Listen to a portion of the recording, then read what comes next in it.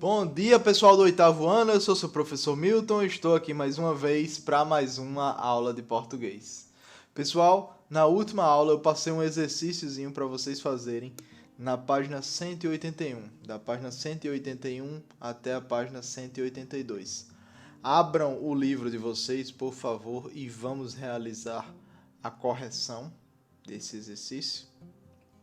Pois bem, o exercício começa da seguinte forma. A primeira questão. Lembrando que esse exercício é referente tanto ao assunto que a gente estudou quanto ao texto que a gente leu, tá certo? Vamos lá. Primeira questão. Analisando a forma como a autora utilizou a linguagem, observamos certa intimidade no trato com o leitor. O que essa postura possibilita? Ó, pessoal, a intimidade que ela tenta traçar, de que forma? Trazendo as palavras, fazendo as palavras soarem da melhor forma possível. Ela causa isso, né? Ela causa essa intimidade, ela possibilita uma maior aproximação entre tanto o autor quanto o leitor, tá? É isso que ela está tentando passar para a gente, uma aproximação, tá? Número 2. Agora, analise o último período do primeiro parágrafo. Para melhor explicitar as relações de sentido, poderíamos interpor uma conjunção no início desse período. Ansiamos reconhecer neles as feições pelas quais temos afeto. Que conjunção melhor desempenharia esse papel? Qual é a conjunção que melhor desempenharia esse papel? Letra A, no entanto. Letra B, mas. Letra C, portanto. Letra D, e letra E, porque. Qual é a conjunção que melhor desempenharia esse papel aqui, pessoal? Ó, pra gente saber disso, a gente vai tentando fazer a troca, né? Ó, a pergunta é a seguinte: analise o último período do primeiro parágrafo. O último período é esse. Para melhor explicitar as relações de sentido, poderíamos interpor uma conjunção no início desse período. Ou seja, a gente pode botar alguma dessas palavras no início desse período. Vamos tentar cada uma delas e vamos ver como é que fica. No entanto, ansiamos reconhecer neles as feições pelas quais temos afeto. Não faz tanto sentido, não. Mas ansiamos reconhecer neles as feições pelas quais temos afeto. Faz sentido, mas não com o do texto, né? Agora, portanto, ansiamos reconhecer neles as feições pelas quais temos afeto. Sim, isso aí faz total sentido com o que está no contexto do texto, tá bem? Vamos para a terceira questão agora, pessoal. Terceira questão. No terceiro parágrafo, a expressão vai ficando indica que, letra A, a transformação acontece de uma hora para outra. Letra B, a transformação ainda não aconteceu. Letra C, as mudanças ocorrem gradativamente. Letra D, a ação ocorreu no passado. Letra E, a passagem de uma frase para a outra da vida é um processo infinito. Ó, pessoal, é só a gente pensar nesse negócio, vai ficando. Então ela vai indo, vai gradativamente, tá? Então é a letra C, ela vai mudando gradativamente, de pouquinho em pouquinho, tá? Vamos agora para a questão número 4. No sétimo parágrafo do texto, qual é o sujeito do verbo passamos? O sujeito do verbo passamos, no sétimo parágrafo do texto. Vamos lá contar os parágrafos que temos no texto, né? 1, 2, vamos para a página 179. 1, 2, 3, 4, 5, 6, 7. Ó, passamos. Começa com passamos. Ó. Qual é o sujeito do verbo passamos? Letra A. A cronista e os leitores.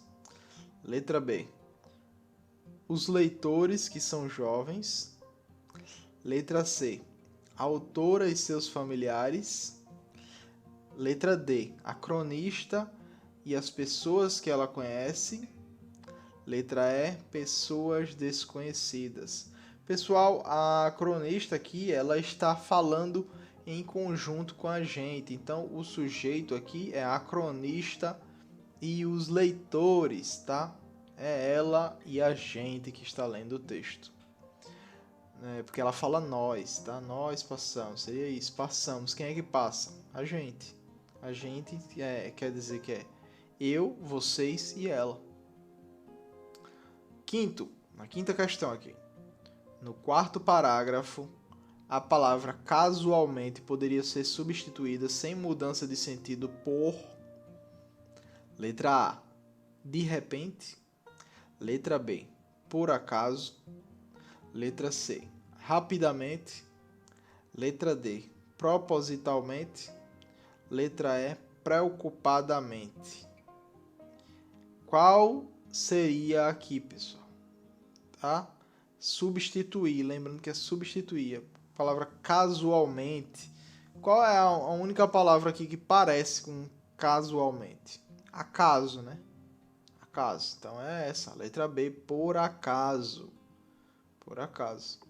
Número 6 agora. Leia o trecho abaixo, retirado do quarto parágrafo. As surpresas se sucedem. Os músculos se tornam mais fortes. As pernas ficam torneadas.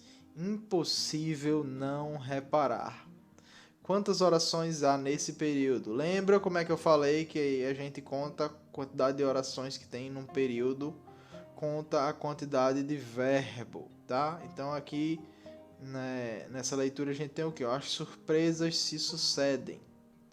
Os músculos se tornam mais fortes. As pernas ficam torneadas, tá?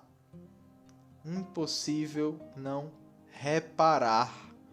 Temos 4 verbos. Se sucedem. Sucedem é um verbo suceder. Tornar é outro verbo. Se tornam é outro verbo, né? Ficam é outro verbo. Temos mais um verbo, ficam.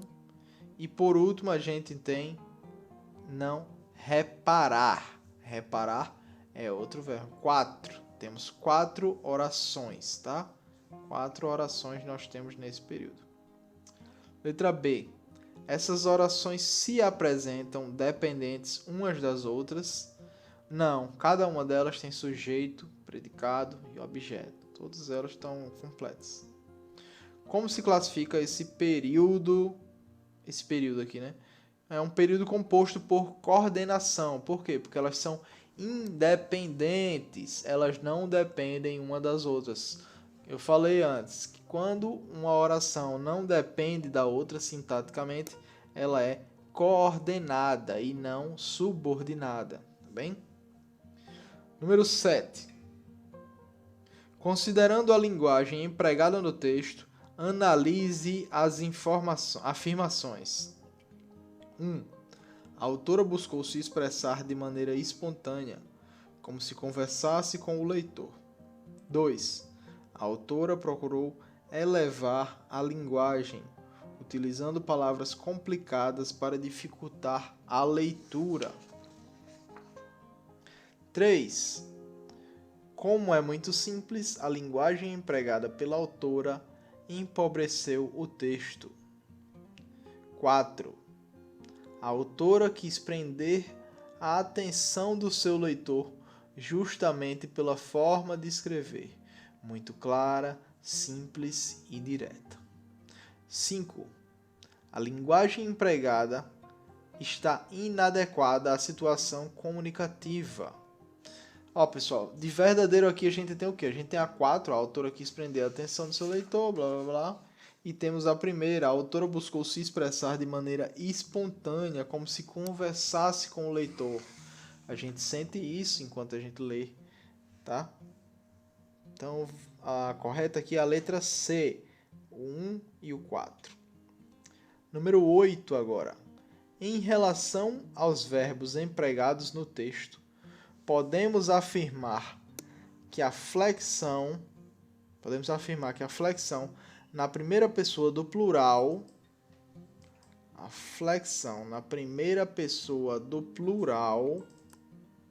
cadê onde é que eu estava? Deixa eu me perder aqui. Na primeira pessoa do plural revela. O que é que ela revela? Letra A, que a autora preferiu manter distanciamento dos seus leitores. Letra B, que a cronista procurou criar mais familiaridade com seus leitores, mostrando que, como todos os seres humanos, ela também passou por transformações. Letra C, desconhecimento da cronista a respeito das normas gramaticais. Letra D, certa indiferença da cronista para com seus leitores. Letra E, que a cronista se coloca entre as pessoas cujo corpo se transformou, o que não é verdade. Todo mundo se transformou, né, pessoal? Todo mundo. Não teve quem não. Então, a verdadeira aqui é a letra B, que a cronista procurou criar mais familiaridade com seus leitores. A letra B está correta. Vamos agora para a questão 9.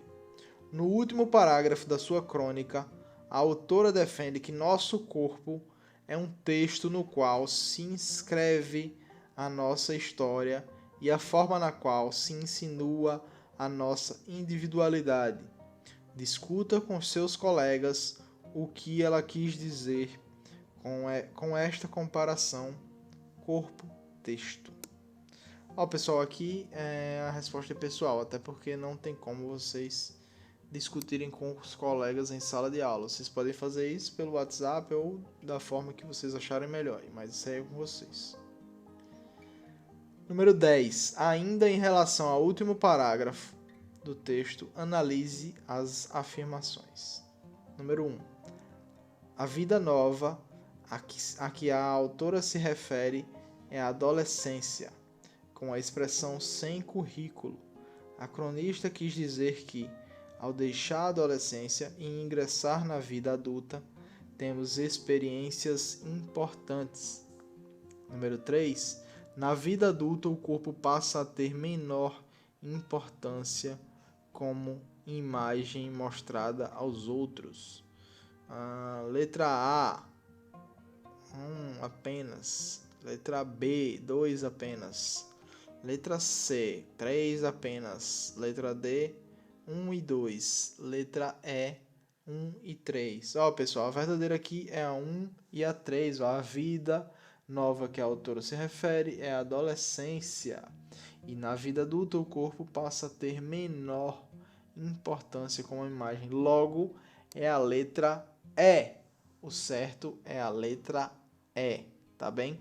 Pessoal, daqui a um tempo vocês vão ter uma prova, vocês vão ter uma prova bimestral que nem tiveram há pouco tempo, a do terceiro bimestre, só que essa vai ser do quarto, tá?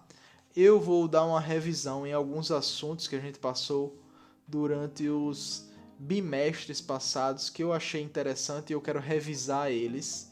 E eles podem cair na prova, tá certo? Os assuntos que a gente vai revisar são os seguintes, são esses daqui, ó, pessoal. Transitividade verbal, homônimos e parônimos e hipônimos e hiperonônimos, tá? Na próxima aula vamos começar as revisões, tá? Vamos revisar a transitividade verbal primeiro, se der tempo vamos para homônimos e parônimos e seguimos depois para hipônimos e hiperonônimos, tá bem? O assunto da prova vai ser baseado nisso, tá? Nesse daí e alguns outros que a gente tá dando agora, como orações coordenadas e um que a gente deu há pouco tempo, que é paráfrase.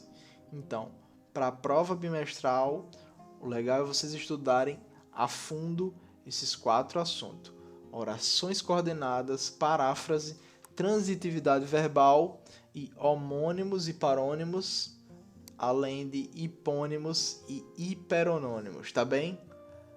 Muito bem, pessoal, a aula de hoje vai ficando por aqui. Muito obrigado pela atenção de vocês e até mais. Tchau.